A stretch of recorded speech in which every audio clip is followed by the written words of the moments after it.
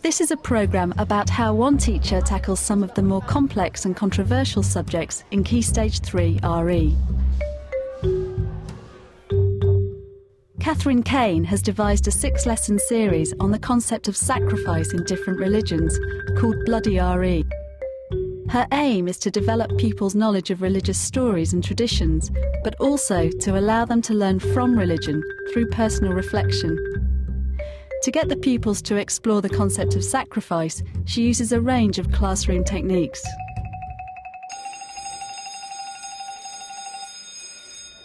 Teachers of religious education need to answer for themselves the question, what am I going to do with the awkward, shocking stories that religions contain? Well, of course, pupils can learn about those stories, and in that they'll get some understanding of the religions that they're studying. But they can also learn from these stories. So, for instance, stories of sacrifice that are bloody stories in some ways can be used to help pupils explore and articulate insights into their own commitments. So the link from sacrifice to commitment is working. Now that's challenging RE. It's not easy to do that. Okay, so let's do question, why do mosquitoes and vampires find your blood so tasty? Well, I wouldn't actually find blood Tasty, would I? The Bloody RE series is structured over 6 hours of lessons, and we look at the concept of sacrifice across 3 different religions. We start off by introducing why blood is so important, because all religions mention blood. We actually look at the National Blood Transfusion website. It's got lots of blobbing and blood and fascinating facts, all the sort of like gory things that children are interested in. It's full of sugars and other molecules for your food, which is why vampires and mosquitoes find it so tasty. That's why. So, our answer to question 3, why do... I set them a task where they have to find out certain bits of information from the website. You know, how much iron is in your body, how much magnesium is in your body, and all of those sorts of things. And we look at it in a fun way by doing a little quiz. Okay, the next one.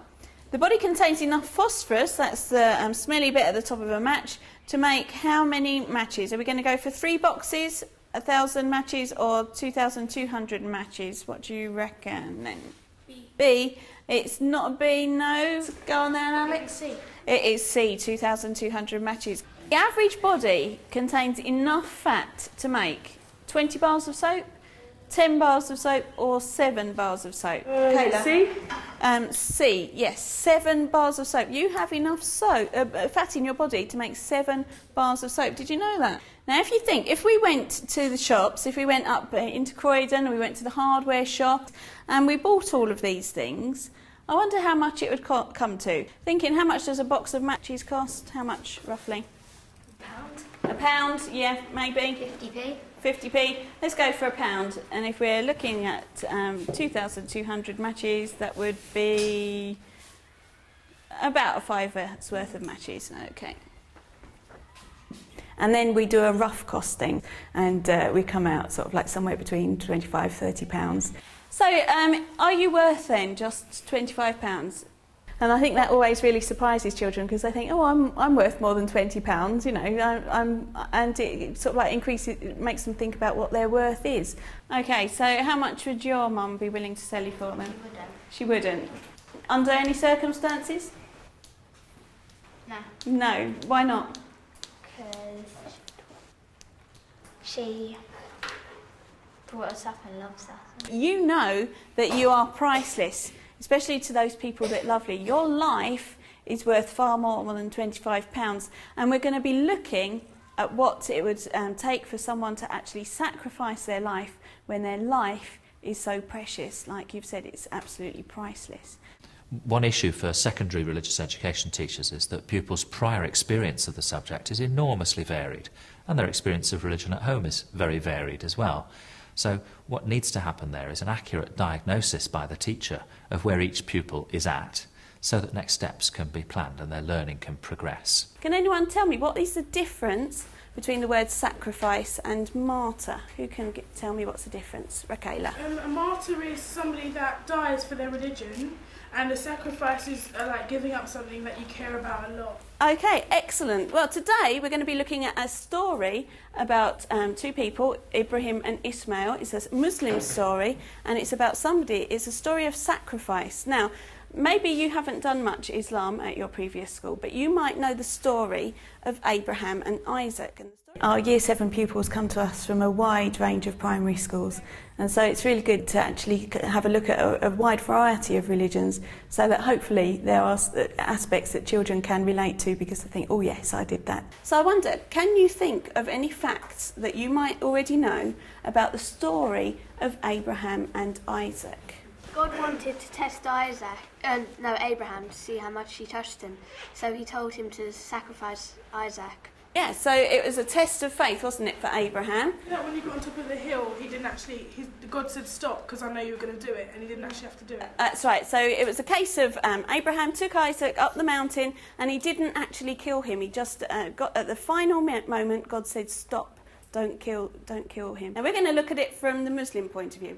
There's two stories that are slightly different in the two traditions, but I really wanted them to get to the heart of the story, which was about the personal sacrifice of both those two central characters. Okay, I've got a couple of questions for you to think about. What was Ibrahim willing to sacrifice?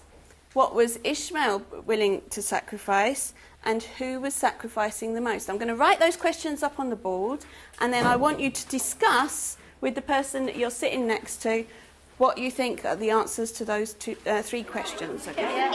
Then who was sacrificing the most? The father. No, because God said that he will be the descendant. He will have loads of descendants.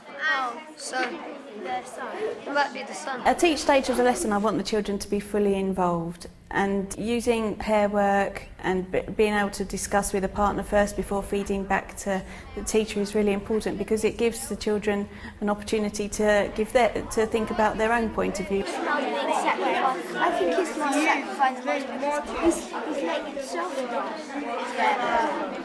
Abraham's like good point. Also, but Ishmael is also the one. Children have some idea of sort of like sacrifice and doing things for other people that's sort of like ingrained in them from an early age. But RE lessons give children the opportunity to really think about these issues in great detail. Really, like, giving your life is the ultimate. They were both sacrificing loads, weren't they? One was sacrificing his life, one sacrificing his descendants. Who was sacrificing the most? I never do that. His life. I'd be too scared. Quite scary. I wouldn't like to be cut on the throat with my eyes shut. Me neither. That would be terrible. Okay, put your hand up then if you thought that Ibrahim was going to be sacrificing the most. So that's the dad. Why do you think that? I think he's sacrificing the most because this was his only son and he was having to kill him. Okay, so it was his only son and he was having to kill him. A very difficult thing to do. Okay, Michaela? I think Abraham was willing to sacrifice the most because his wife would have been a bit angry with him because their only son. They waited a long time to get a son. Okay, so there was more people involved than just the two of them. Okay. So it gives everybody an opportunity to feed back and to have an opinion about it, and so that, I feel, really draws the children into the lesson and into really thinking, I'm thinking about this. I want to be part of this lesson. How to match work to pupils' needs is always an issue for the RE teacher. Well, by good questioning, by using conceptually clarifying strategies, by drawing pupils one by one and in groups into the learning, the pupils who start at level 2 retelling stories can move on to making links with their own experience, can move on from there to interpreting materials for themselves, articulating their own insights into religious questions. That's up at level 5 and 6. You need to listen really carefully for this next thing that we're going to do, because we're going to have to move the tables. Then we're going to have one circle in the middle of boys all facing outwards, and then we're going to have a circle of girls around the boys facing the boys. So you need to very carefully put your pencil bags and books inside your books first of all. Classroom management is far easier if you just keep children sat in their desks in rows and everything. And so by doing dramas and moving circles, you are actually risking the whole lesson going into a total classroom management disaster. You move your table over by the radiator. But I think if the children are actively engaged, they actually want to be involved and they want it to go well, and so they are willing to cooperate with the management of things. Boys, you need to sit on the chairs, and then girls, you need a chair facing the boys. Okay, right, we're to give each pair a question to discuss. You are going to have 1 minute to discuss that question with your partner, okay? And then after 1 minute is up, we're going to move around and I will tell you which way to move so that you then get to discuss a different question with a different partner. So you'll get to talk to lots of different people in your class, okay? So by using the moving circles, it means that students get a chance to move around, which gives them more oxygen to think, and it also means that they get an opportunity to discuss different issues with different members of the class that they wouldn't necessarily talk to in other situations or get an opportunity to talk to in classroom situations. Okay, you've got 1 minute to discuss your question, starting now. Do you think that Abraham knew that Allah was just testing him? Why? I think he was testing him.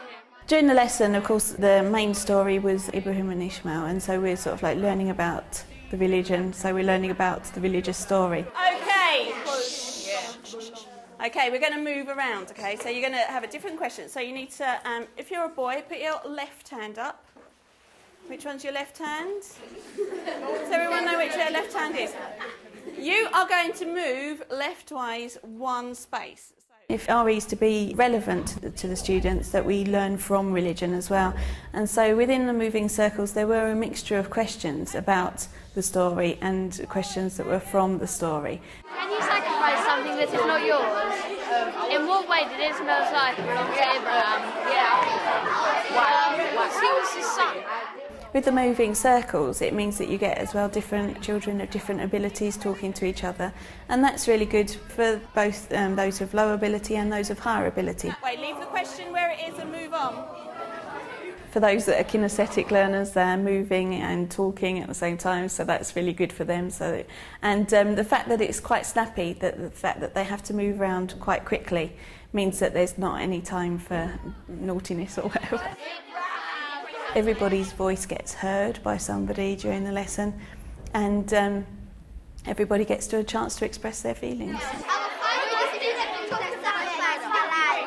when somebody doesn't want to get killed, and sacrifice is somebody puts their life. In RE, we really discuss what it means to be human and major issues of life and death. And sort of like by the time we get to GCSE level, we're talking about things like euthanasia and abortion and issues that might affect the children in the class at some point in their lives. In Year 7 with the Bloody RE, it's highly unlikely that they're ever going to meet somebody who will sacrifice themselves. So in some ways you're a little bit distanced, but you're still talking about those really meaty issues of life and death. So you sacrifice your life for your mum? Yes,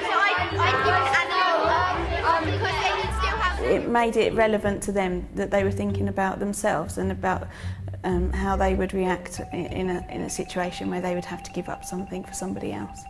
You need to get out your planners now because I'm going to give you your homework. So you should have your planner just in your pocket. I love teaching RE. I think it's the best subject in the whole school curriculum. I enjoy engaging with the children and making the lessons interesting. We only see the students for 1 hour a week, and so that 1 hour has to really count. And so you've got to make sure that they're interested, that they're really fired up for their next RE lesson. Well done to all of you. Okay, off you go then.